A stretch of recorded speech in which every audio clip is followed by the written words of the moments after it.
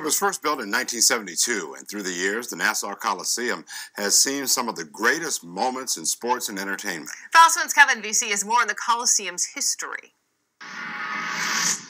Some call it the Old Barn, the Nassau Coliseum, a fixture on Hempstead Turnpike since 1972, has hosted some of the biggest names in music and sports.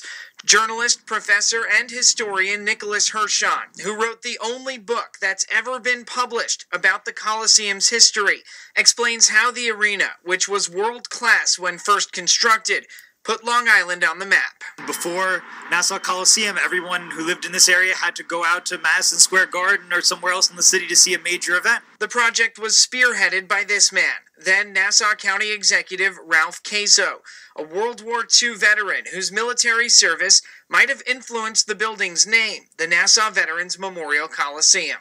Of course, the arena's most famous tenant, the New York Islanders hockey team, who occupied the Coliseum until the clubs moved to Brooklyn in 2015.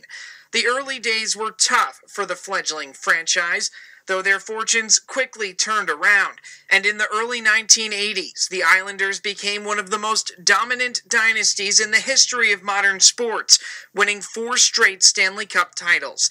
And the fans here in Nassau County, well, they just couldn't get enough. People in Long Island really related to them, and all of the players lived in the community. You would see them at the supermarkets and at the bars, driving around town.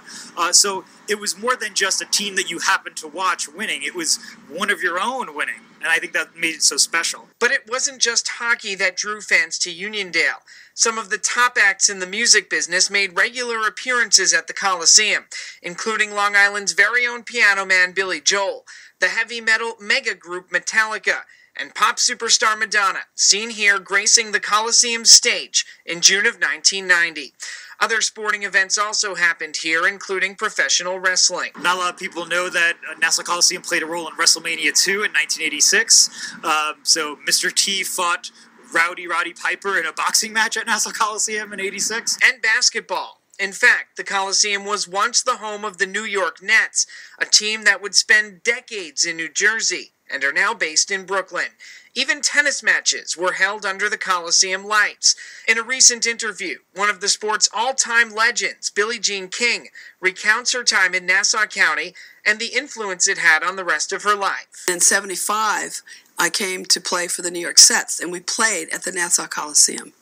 And I started looking at apartments then, and I wanted to live in New York. But as the years passed, the Coliseum's once modern design became dated, and after several failed attempts to refurbish the arena, its premier franchise, the Islanders, packed up and left.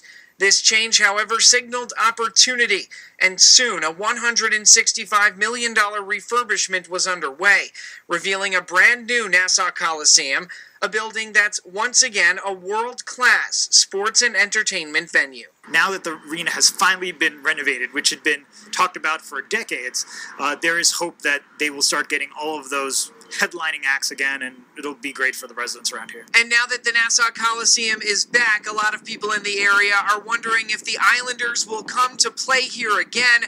We've heard public officials talk about trying to make that happen, but so far nothing official. At the Nassau Coliseum in Uniondale, Kevin VC FiOS1 News.